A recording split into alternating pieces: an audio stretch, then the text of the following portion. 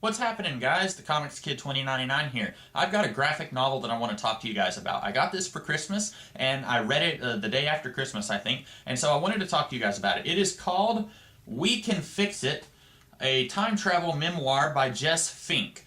I really don't know how to explain this book. It's a very interesting book, a very weird book, and I mean that in a good way. First, I want to talk about what I expected to happen when I read this book. Just looking at the cover, you've got these three girls in these weird futuristic jumpsuits. It's called We Can Fix It. The word time travel is in the title. There's a time machine there. The artwork kind of reminds me of that comic strip by, I believe Kate Beaton is her name, called Hark a Vagrant. I'll tell you what, yeah, Beaton is her name. And it reminds me a lot of that. And in fact, when I was getting a really close look at this cover, I actually thought that it was by Kate Beaton, but it's by Jess Fink. And I thought this was going to be a made-for-kids, fun time travel science fiction romp. It is not that. This is absolutely not made for kids, unless you don't mind kids reading a book with lots and lots of profanity. It starts off not really having a lot. As it goes further and further in, it's a very, if this was a movie, this would be a rated R movie. I'll just say that. It doesn't have any blood or sexual content or anything like that. There is some drug paraphernalia in it, but really it's the language. And as I was reading this, I was a lot surprised by what this book actually is. And I want to go ahead and say, I am not faulting the book for not being what I expected it to be. But when you have expectations, certain expectations about something, and it could be a movie, a TV show, or a book, and then your expectations are not met, you are always going to be a little bit disappointed. And I want to say that for the most part, I'm not disappointed because I still enjoyed this book. But I was expecting it to be something that it ultimately had no desire to be. Jess Fink wanted this book to be exactly what it is. This is a memoir about her life. If you've read books like Epileptic by David B. or Fun Home by Alison Bechdel or Persepolis by Marjane Satrapi, this is a lot like those books. Now, it doesn't take itself nearly as seriously, and also those stories are quite a bit thicker. I would say the shortest one of those three that I mentioned is probably Fun Home, and it's like twice as big as this. This is not a very big book. This is just a little over 100 pages. I was able to read it in one sitting, and this is a lot more like those than it is like, say, Adventure Time. I was expecting something kind of like Adventure Time. This is a lot more like those. This is a fictional version of Jess Fink has a time machine, and she is going to different points in her life. And I assume that all of the points that the fictional time-traveling Jess Fink visits are really things that happen to the real-life author version of Jess Fink. So we get to see her go and visit her college self. She visits her little kid self, her high school self.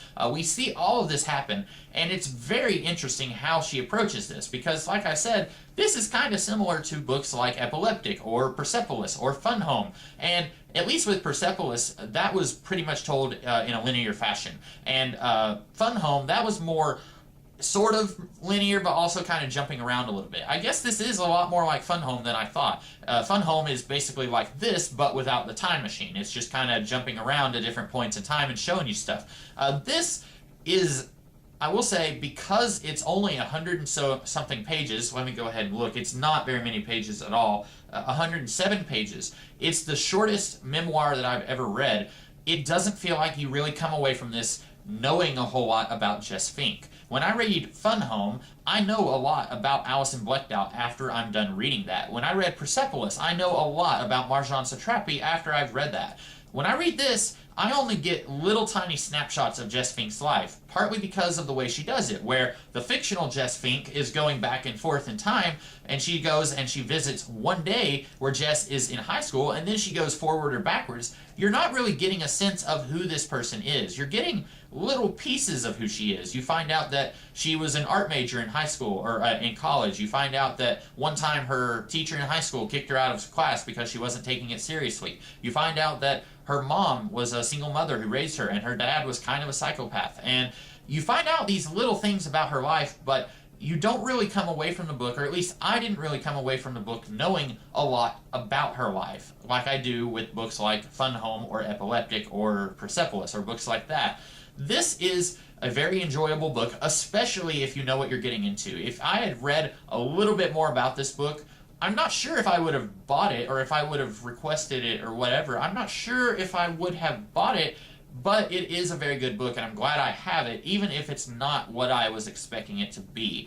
And I would recommend this book, especially, like I said, if you know what you're getting into. And if you don't mind a book that would be the comic book equivalent of a rated R story, if you don't mind that, then you should definitely read this, because it's a very different, very unusual way of tackling the autobiographical memoir type story that are not, it's not a huge part of the comic book pie, but it's a little slither, and I would say it's getting bigger and bigger as the years go by. Maybe that's just me, maybe it's not really getting that much bigger. I would recommend this book. I had a lot of fun reading it.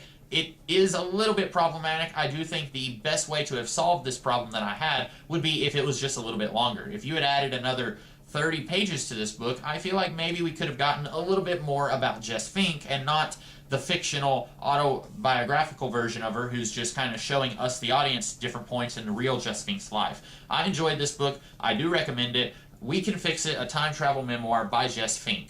Check it out because it's a lot of fun. I will see you guys tomorrow with another kind of video, very different from this one. And in the meantime, I hope that you guys have a great rest of the day. I'll catch you later.